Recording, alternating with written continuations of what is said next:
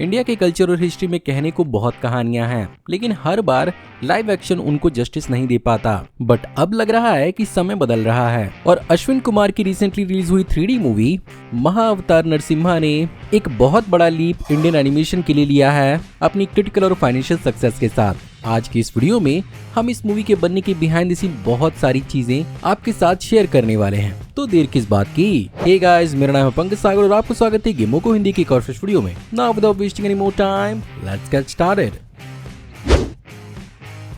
Director Ashwin Kumar को movie महाअवतार Narasimha का inspiration साल 2007 में आया था, जब वो इस्कॉन का एक स्पिरिचुअल लेक्चर अटेंड कर रहे थे और तभी से वो इस कहानी पर मूवी बनाने के लिए कंटेम्पलेट करने लगे। इस स्टोरी को लिखने के लिए उन्होंने विष्णु पुराण, भगवत पुराण और नरसिम्हा पुराण से कई सारे एलिमेंट्स को उठाया था। साथ ही साथ उन्होंने कई सारे हिंदू स्पिरिचुअल लीडर्स को कंसल्ट भी किया था।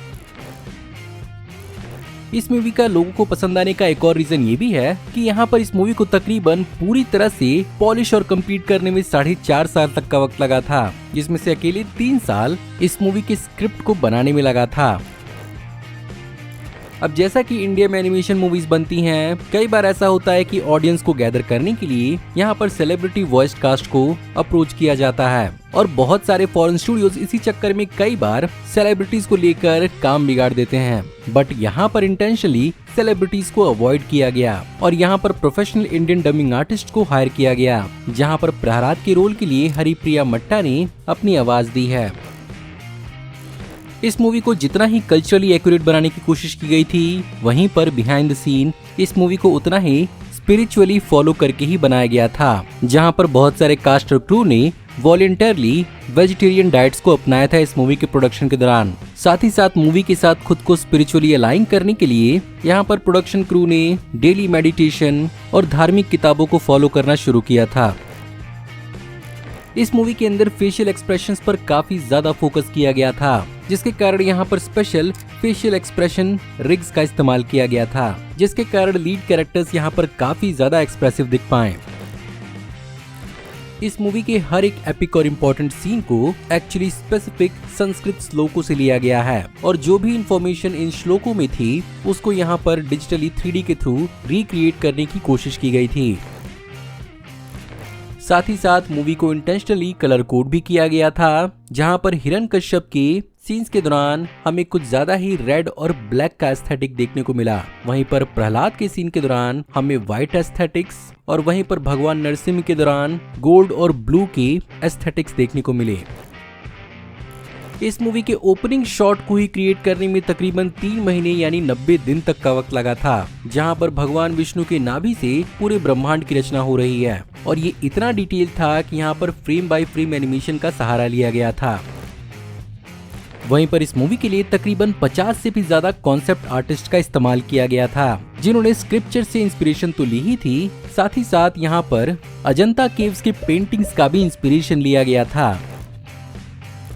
वहीं पर इस मूवी में अकेले दिखाने के लिए तकरीबन 300 से भी ज्यादा कस्टम 3D मटेरियल्स का इस्तेमाल किया गया था, जिसमें कपड़े, स्किन, फर, कई सारे मेटल्स, वेपन्स और टेक्सचर्स को डिजाइन किया गया था। वहीं पर इस मूवी को जिस तरह से इंडिया में इंडिपेंडेंटली बनाया गया था, यहाँ पर कई सारे पॉपुलर सॉफ्टवेयर्स का इस्तेमाल किया गया था, जैसे कि ब्लेंडर और माया मॉडलिंग और 3D एनिमेशन के लिए, वहीं पर हुडिनी और न्यूक सिमुलेशन और कंपोजिटिंग के लिए। वहीं पर भगवान नरसिम्हा के गुर्राने की आवाज को यहाँ पर लॉयन, टाइगर, थंडर और वॉल्केनिक इरप्शन के साउंड्स को मिक्स करके बनाया गया था। इस मूवी के एपिक म्यूजिक के लिए जिम्मेदार थे म्यूजिशियन सैम सीएस, जिन्होंने 6 महीने तक का वक्त लगाकर इस मूवी के ऑर्केस्ट्रल बैकग्राउंड एलिमेंट्स को बनाया था, जहां पर इस मूवी के म्यूजिक में साथ दिया था मैसेडोनियन सिम्फेनिक ऑर्केस्ट्रा ने, जहां पर इन म्यूजिक्स को क्रिएट करने के लिए यहां पर प्रोडक्शन ने रफ एनिमेशन को प्रोवाइड किया था, जिसका इस्तेमाल करके यहां पर म्यूजिक को क्रिएट किया गया और म्यूजिक की इंटेंसिटी को देखते हुए यहां पर एनिमेशन को भी और इम्प्रूव किया गया। वेल, अगर आप इस मूवी से इम्प्रेस हो गए हैं तो आपके लिए बहुत अच्छी खबर है, क्योंकि ये बेसिकली एक पूरी की पूरी सिनेमैटिक यूनिवर्स बनने वाली है, जहाँ पर इसके अलग अलग इंस्टॉलमेंट्स के अंदर हमें भगवान विष्णु के अलग अलग अवतारों को दिखाया जाएगा, जिन्हें दशावतार कहा जाता है, जिसके कारण इस मूवी का सिनेमैटिक यूनिवर्स का फिनाले 2035 से लेकर 2037 तक आ सकता है, जिसमें लास्ट मूवी कल की मूवी होगी। वहीं पर अगर बात करें इस मूवी के अचीवमेंट्स की, तो इस मूवी ने कई सारे रिकॉर्ड्स तोड़े हैं, जहां पर सबसे पहले 10 दिन के अंदर अंदर इस मूवी ने 91.25 करोड़ रुपए कमाए हैं, जो बेसिकली इंडिया की सबसे ज्यादा और सबसे तेज कमाने वाली एनिमेटेड मूवी बन चुकी है। और अब तक इस मूवी ने 126 करोड़ रुपए तक की कमाई कर ली है। हैरानी की बात तो ये है कि इस मूवी को मैक्सिमम 20 करोड़ के बजट पर बनाया गया था, और ये moral boost actually Indian animation के लिए काफी ज्यादा जरूरी है, जो बेसिकली अलग अलग फिल्म मेकर्स और एनिमेटर्स को अलग अलग एक्सपेरिमेंट्स करने के लिए इंस्पायर करेगा। सो गाइज, ये थी आज की वीडियो। मैं उम्मीद करता हूँ आपको आज की वीडियो पसंद जरूर आई होगी, और अगर आपको आज की वीडियो पसंद आई हो तो प्लीज वीडियो को लाइक जरूर करिएगा। कमेंट्स में आप बताइए कि क्या आपने ये मूवी देख ली और आपको ये मूवी कैसी लगी। अगर आप इस चैनल पर नए हैं और आप हमारी ऐसी ऑसम वीडियोस को देखते रहना चाहते हैं तो प्लीज चैनल को सब्सक्राइब कर लीजिए, क्योंकि हम ऐसी ऑसम वीडियोस चैनल पर लाते रहते हैं। मैं जल्द ही आपको एक नई वीडियो में देखने को मिलूंगा, तब तक आप हमारी इन वीडियोस को एंजॉय कर सकते हैं। Thank you for watching, see you in the next video, till then take care, good bye.